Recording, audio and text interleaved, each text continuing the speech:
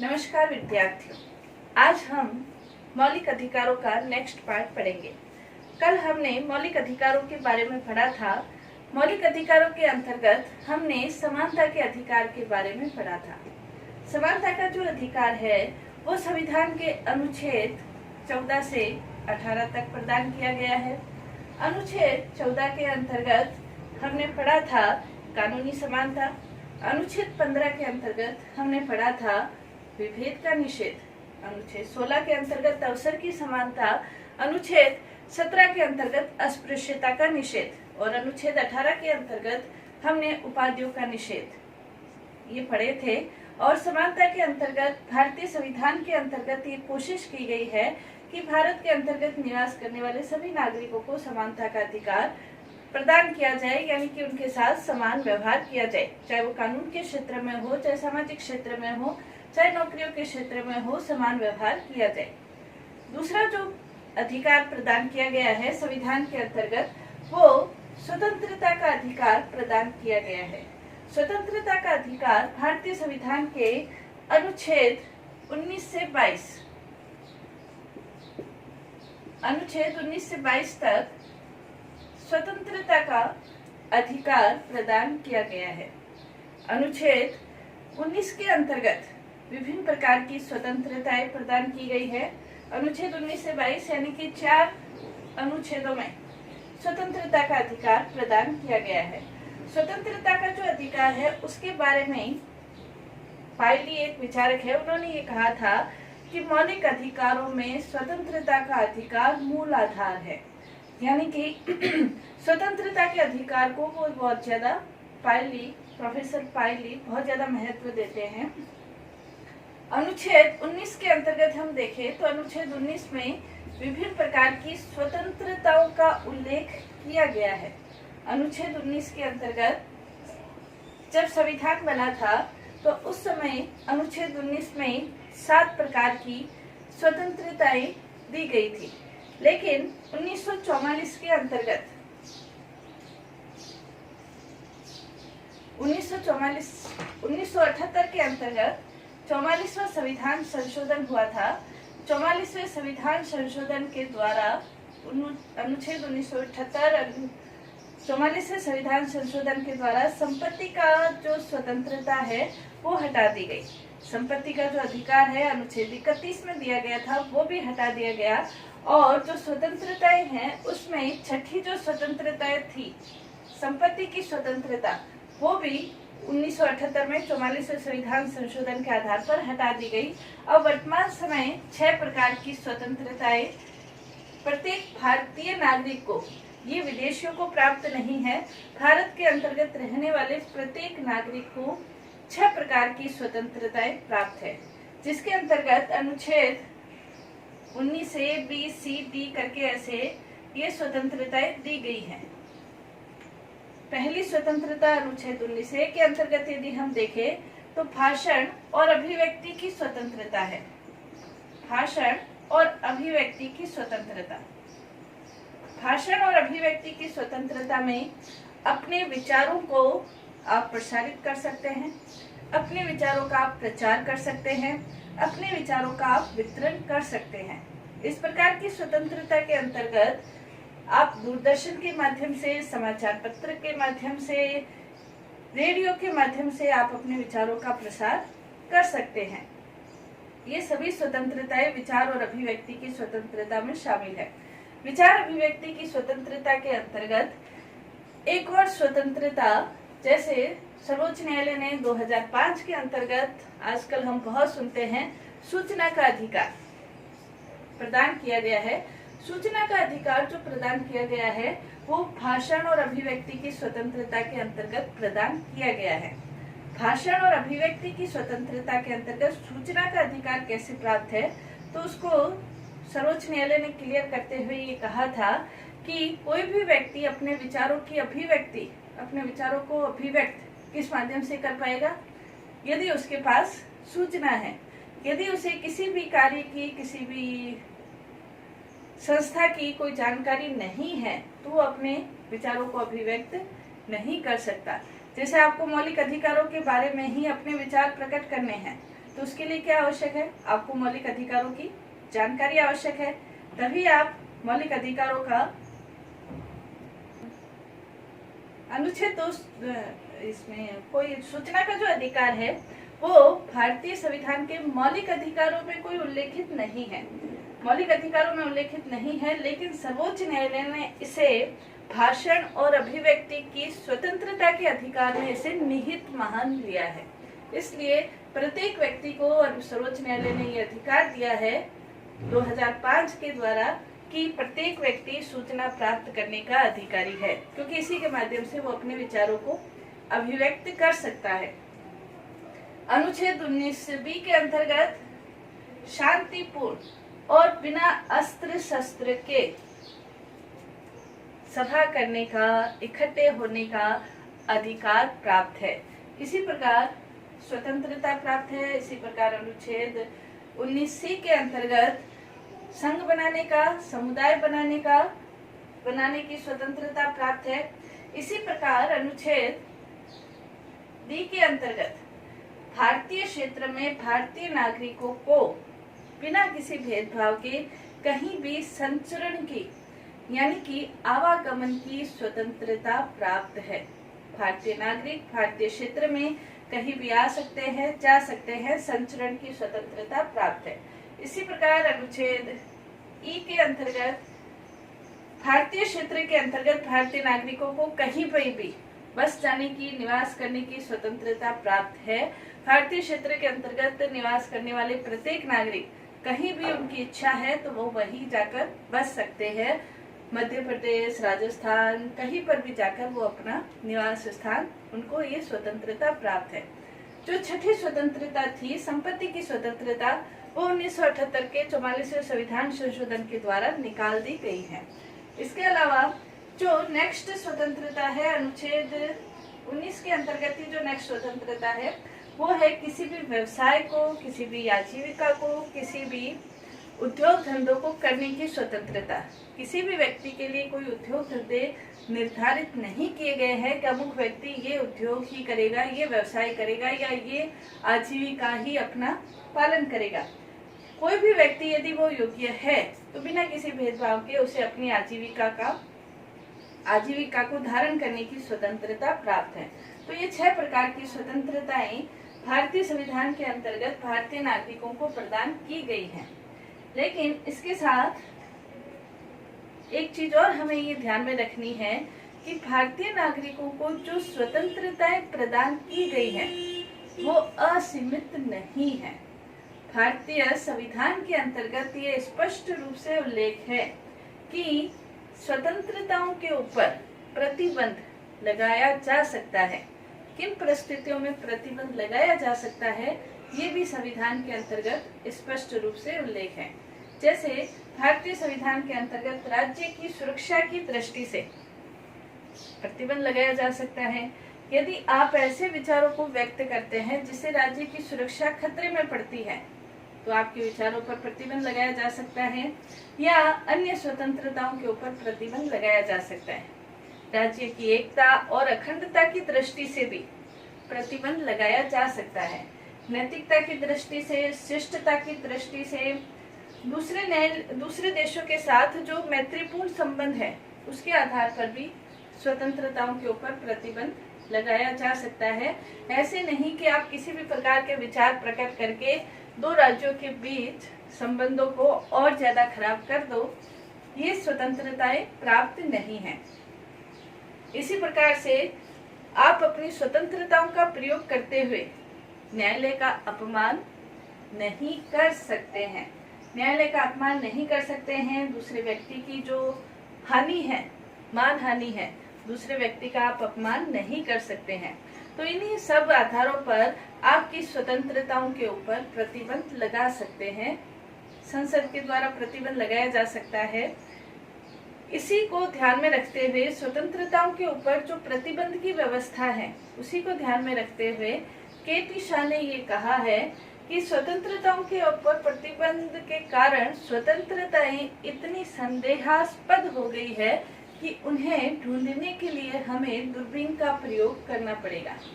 लेकिन इसका उत्तर देते हुए संविधान निर्माताओं के दूसरे सदस्यों ने ये कहा था कि जो भी प्रतिबंध लगेंगे वो अमर्यादित प्रतिबंध नहीं होंगे, बल्कि जो प्रतिबंध लगेंगे वो मर्यादित और युक्तियुक्त प्रतिबंध होंगे। अमर्यादित रूप से कोई प्रतिबंध नहीं लगेंगे। इसलिए देश की एकता के लिए, सुरक्षा के लिए, अखंडता के लिए ये प्रतिबंध आवश्यक है। तो अनुच्छेद 19 के अंतर्गत 7 प्रकार की स्वतंत्रताएं थी। अब 6 प्रकार की स्वतंत्रताएं हैं और 6 प्रकार की जो स्वतंत्रताएं हैं उन पर भी युक्तियुक्त और मर्यादित प्रतिबंध लगाए जा सकते हैं। इसी प्रकार अनुच्छेद 20 के अंतर्गत अनुच्छेद 20 अपराध दोष सिद्धि के संबंध में संरक्षण प्रदान करता है। अपराध दोष सिद्धि के संबंध में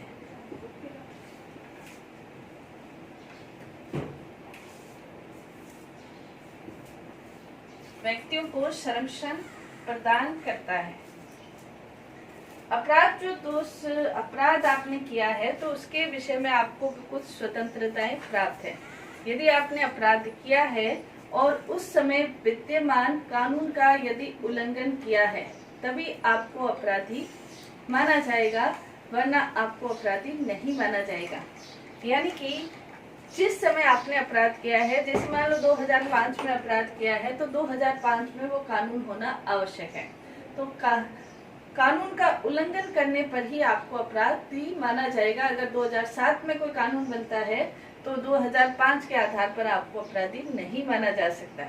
इसके अलावा जिस समय जिस कानून का उल्लंघन किया है उस समय जितनी सजा थी उतनी ही सजा आप पाने के अधिकारी हैं। इसी प्रकार से एक ही अपराध के लिए आपको एक ही बार दंडित किया जा सकता है। एक अपराध के लिए एक ही बार दंडित किया जा सकता है। एक ही अपराध के लिए आपको एक ही बार दंडित किया जा सकता है, एक से अधिक बार दंडित नहीं किया जा सकता।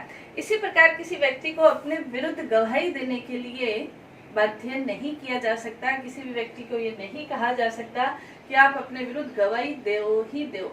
तो इस प्रकार के अपराध दोष सिद्धि के संबंध में भी हम देख सकते हैं, यदि कानून का उल्लंघन किया है तभी आप अपराधी है।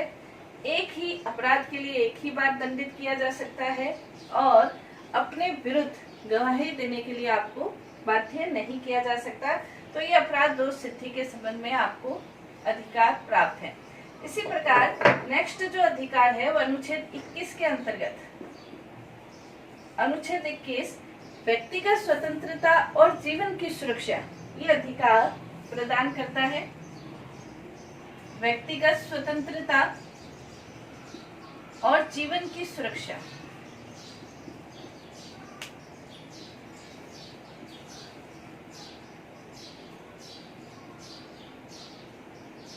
अनुच्छेद 21 ये कहता है कि बिना विधिक कार्यवाही के किसी भी व्यक्ति को उसके जीवन या दैहिक स्वतंत्रता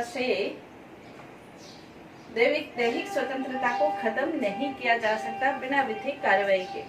जीवन की जो स्वतंत्रता है वो एक बहुत व्यापक अधिकार बन गया है। जीवन की स्वतंत्रता के अंतर्गत सिर्फ ये नहीं है कि आपको शारीरिक रूप से किसी प्रकार की कष्ट पहुंचाया जाएगा या शारीरिक रूप से कोई हानि पहुंचाकर आपको उससे खत्म किया जाएगा, ऐसा नहीं है। बल्कि जीवन की स्वतंत्रता के अंतर्गत बहुत विस्तृत ये संविधान है। इसमें आपको स्वच्छ जल की स्वतंत्रता भी प्राप्त है, स्वच्छ हवा की स्वतंत्रता प्राप्त है, अच्छे खाने की, शयन की, आपकी निजता की, ये सारी स्वतंत्रताएं जीवन की स्वतंत्रता में प्राप्त है। यानी कि व्यक्ति के सम्मान से संबंधित जो स्वतंत्रताएं हैं वो जीवन की स्वतंत्रताओं में शामिल है। आपको अपना अच्छा स्वास्थ्य की स्वतंत्रता प्राप्त है, बाहर विदेश घूमने की आपको स्वतंत्रता प्राप्त है, आपको गिरफ्तारी से छूट प्रदान की गई है, आपको मनोरंजन की स्वतंत्रता प्राप्त है। तो जीवन की स्वतंत्रताओं के अंतर्गत ये जो अधिकार है वो बहुत व्यापक अधिकार है। और इसी के अंतर्गत शिक्षा का जो अधिकार है वो भी अनुच्छेद 21A मौलिक अधिकारों के अंतर्गत अनुच्छेद 21A जोड़ा गया है, जिसके अंतर्गत शिक्षा का अधिकार प्रदान किया गया है।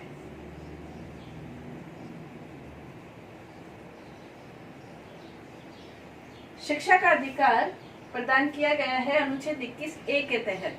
कई बार बच्चे कॉपी में ये लिखते हैं, शिक्षा का अधिकार अलग से उल्लेख करते हैं, सूचना का अधिकार अलग से उल्लेख करते हैं, तो इससे पता चलता है कि उन्होंने अध्ययन नहीं किया है।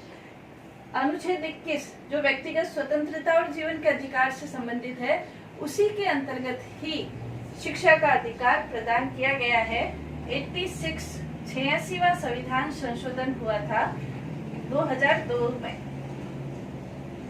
2002 के अंतर्गत 86वां संविधान संशोधन हुआ था, जिसमें मौलिक अधिकारों के अंतर्गत ही अनुच्छेद 21 में अनुच्छेद 21A जोड़ा गया था और उसी के तहत शिक्षा का अधिकार दिया गया था।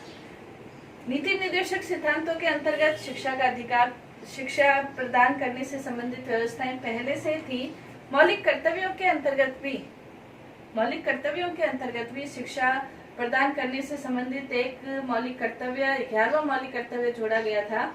अब मौलिक अधिकारों के अंतर्गत भी शिक्षा का अधिकार 21 से जोड़कर प्रदान किया गया है, क्योंकि जो व्यक्ति शिक्षित नहीं है वो अपना जीवन सुचारू रूप से संचालित नहीं कर सकता। इसलिए शिक्षा के अधिकार को जीवन और सुरक्षा के अधिकार में शामिल किया गया है। अनुच्छेद 22 बंदीकरण के संबंध में संरक्षण प्रदान करता है। किसी भी व्यक्ति को यदि उसने अपराध किया है, उसको बंदी बनाया जाता है, तो बंदीकरण के संबंध में, बंदीकरण की अवस्था में क्या क्या संरक्षण उसे प्रदान किए जाते हैं, ये अनुच्छेद 22 के अंतर्गत संविधान के द्वारा बताए गए हैं। बंदीकरण की अवस्था में क्या संरक्षण है, इसका स्पष्ट रूप से उल्लेख अनुच्छेद 22 के अंतर्गत किया गया है। किसी भी व्यक्ति को बंदी बनाते समय यह आवश्यक है कि उसको कारण बताना आवश्यक है। बिना कारण के आप किसी भी व्यक्ति को बंदी नहीं बना सकते। कोई भी व्यक्ति जिसे आप बंदी बना रहे हैं, उसके लिए उसे कारण बताना आवश्यक है कि किस कारण से आपको बंदी बनाया जाता है। दूसरा, 24 घंटे के भीतर उसे निकटतम न्यायालय में हाजिर करना जरूरी है, निकटतम न्यायालय में ले जाना जरूरी है, और उसमें जो आने जाने का रास्ते का जो समय है वो उसमें शामिल नहीं है। इसी प्रकार बंदीकरण के अंतर्गत जो बंदी बनाया गया व्यक्ति है, उसे अपने अधिवक्ता से, अपने मनपसंद अधिवक्ता से परामर्श करने का अधिकार प्राप्त है। याचिका दायर कर सकता है, परामर्श कर सकता है। इस प्रकार के अधिकार बंदीकरण के संबंध में प्राप्त है। यानी कि व्यक्ति को कारण बताना आवश्यक है, उसे 24 घंटे के भीतर न्यायालय में पेश करना जरूरी है, और उसे अपने मनपसंद जो अधिवक्ता है, मनपसंद अधिवक्ता से परामर्श करने का भी अधिकार प्राप्त है। तो ये व्यक्तिगत स्वतंत्रता में 4 प्रकार के अधिकार है। पहला, 19 के अंतर्गत 7 प्रकार की स्वतंत्रताएं: विचार अभिव्यक्ति की, भाषण की स्वतंत्रता, सभा की स्वतंत्रता, संघ बनाने की स्वतंत्रता, घूमने की स्वतंत्रता, निवास करने की स्वतंत्रता, और अपनी वृत्ति, अपनी आजीविका, अपना कारोबार करने की स्वतंत्रता, संपत्ति की स्वतंत्रता को हटा दिया गया है। अनुच्छेद 19 में ये स्वतंत्रताएं हैं। अनुच्छेद 21 व्यक्तिगत स्वतंत्रता और जीने से संबंधित सुरक्षा, जो कि बहुत विस्तृत हो गया है, बहुत विस्तृत है। अनुच्छेद जो 20 है वो अपराध दोष स्थिति के संबंध में संरक्षण प्रदान करता है। अनुच्छेद 21 जीवन से संबंधित है। अनुच्छेद 22 बंदीकरण की अवस्था में क्या संरक्षण प्राप्त है, ये स्वतंत्रताएं प्रदान की गई हैं। तो स्वतंत्रता का अधिकार जो है वो अनुच्छेद 19 से 22 तक 4 प्रकार के अनुच्छेदों में ये प्रदान किया गया है। भारतीय संविधान के अंतर्गत जो तीसरा अधिकार है वो है शोषण के विरुद्ध अधिकार। पहला अधिकार समानता का अधिकार, दूसरा अधिकार समानता का अधिकार 14 से 18 तक, स्वतंत्रता का अधिकार 19 से 22। तीसरा जो अधिकार है वो है शोषण के विरुद्ध अधिकार, शोषण के विरुद्ध अधिकार। शोषण के विरुद्ध जो अधिकार है वो संविधान के अनुच्छेद, कौन से अनुच्छेद में प्रदान किया गया है? शोषण के विरुद्ध जो अधिकार है वो संविधान के अनुच्छेद 23 और 24 में, 23 और अनुच्छेद 23 और 24 में प्रदान किया गया है। शोषण के विरुद्ध अधिकार, अनुच्छेद 23 और अनुच्छेद 24।